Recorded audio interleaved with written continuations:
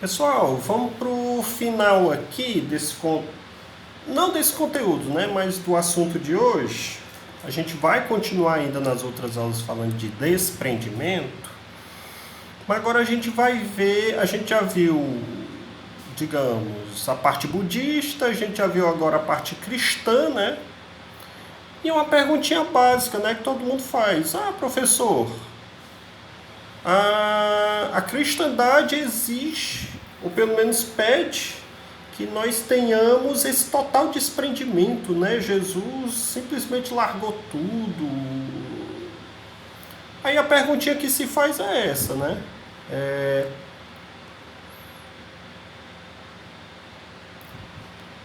não é exatamente aqui, é aqui. Mas será que isso significa que é preciso renunciar a tudo? Não ter nenhuma propriedade, nunca receber um centavo? Algumas pessoas disseram que sim, né? Aí dão aí alguns exemplos, né? São Francisco de Assis, Madre Teresa, Mahatma Gandhi. Tem o filme do Gandhi, tá, gente? Jesus, Buda, são exemplos maiores, né? Porém, esses exemplos também ensinam que nem sempre precisamos renunciar a tudo. Podemos, por exemplo, fazer uso das riquezas sem abusar. Ou podemos exercer uma função de comando, mas com humildade. Tem gente que acha que essas coisas são impossíveis, tá, gente? Não se juntam, não se bicam, digamos assim. Você ser um comandante, mas ser humilde. Percebe essas coisas assim? Qualquer que seja o recurso, o importante é usá-lo também em benefício dos outros e não apenas de nós mesmos. O fundamental é não colocar o coração naquilo que passa, mas apenas naquilo que é eterno. Eles estão batendo nessa tecla o tempo inteiro, né, dizendo que tudo isso aqui é passageiro, tudo isso aqui é mundano, é terreno, é fugaz, e que nós não devamos nos preocupar em lidar, em querer tanto, ter tanta ambição de querer as coisas daqui da Terra, né? Porque tudo isso aqui um dia irá se acabar, né? Que seria num outro plano que as coisas existiriam para sempre, seriam eternas, né? Olha só como eu vivo dizendo para vocês que religião e filosofia não estão em planos opostos, né? Tem hora que elas se unem, ó. O filósofo grego Platão contou uma história que se tornou famosa, o mito da caverna. Não sei se vocês viram aí os anunciados de que haverá o Matrix 4, né? Adoro aquela trilogia. E agora vai surgir um quarto filme, né? Matrix, ele é todo platonismo, tá, gente? Todo, todo, todo. Na República, no livro chamado República, o Sócrates, ele fala desse mito aí. Ele explica esse mito. O que seria o mito da caverna, né? Digamos que aqui é a entrada da caverna, há um fosso. Deixa eu apagar tudo aqui. Vou ver se eu tento fazer um desenhozinho que explique melhor a vocês. Tá aqui a entrada, né? Há um fosso.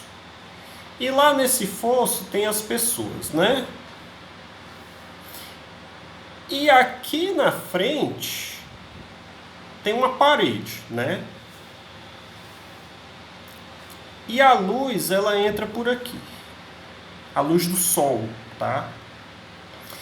E as pessoas só conseguiriam, e as pessoas estão presas, essas pessoas aqui que estão nesse fosso, estariam amarradas, presas, e elas só conseguiriam enxergar nessa direção, na direção desta parede aqui, tá? E nesta parede, eles só enxergam aquilo que é feito como se fosse desenho de boneco de sombras, tá? A realidade está aqui fora na luz, E o que passava lá, ou inclusive era até posto de propósito, por exemplo, se eu colocasse. Tem gente que faz aqueles exemplos, né? Como se fosse aves, coisa desse tipo, enfim. Fariam sombras e essas sombras bateriam aqui nessa parede. E as pessoas, nós seres humanos, só conseguiríamos enxergar as sombras. Ou seja, nada é real. Tudo aqui na Terra seriam sombras, tá? Isso é isso é uma ideia completamente platonista, tá? É o que é, por exemplo, utilizado lá no Matrix, né? Que nada é real. Tudo aquilo ali seriam sombras, ou simplesmente nada daquilo de fato existiria, né? Nós deveríamos procurar a realidade, aquilo que de fato existe, né? Está lá no livro 6 da República, se eu não me engano. São 10 livros, são 10 capítulos da República, está lá no capítulo 6, tá?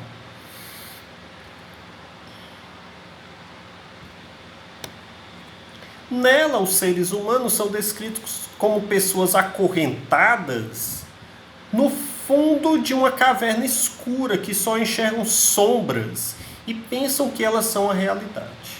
Eles estão olhando para aquela parede, né? Eles estão acorrentados, não podem se mexer nem sair da caverna. Eles só estão olhando de frente para aquela parede e na parede eles só veem sombras. E de tanto desde criança só verem sombras, eles pensam que as sombras são a realidade. Lógico. Lógico, ninguém vai fazer isso, né? E quando se faz, e quando se descobre isso, a pessoa é automaticamente presa, né? Mas cárcere privado, se nós prendêssemos, não façam isso, pelo amor de Deus. Eu estou dando isso aqui só como um exemplo, assim, bem absurdo. Se nós prendêssemos alguém em cárcere privado e mantivéssemos essa pessoa simplesmente olhando para uma parede o tempo todo e mostrássemos, por exemplo,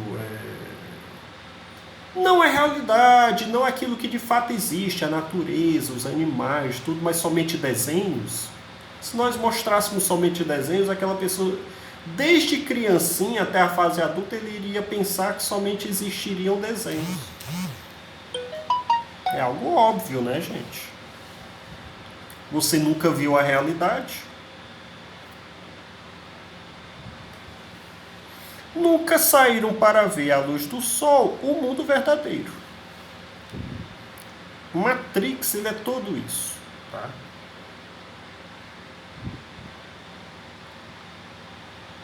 Assim como esses acorrentados, nós vivemos apegados às coisas da terra, que são todas passageiras, como as sombras da caverna, pois o dinheiro acaba, o poder se perde, a fama muda de uma pessoa para outra, a pessoa física.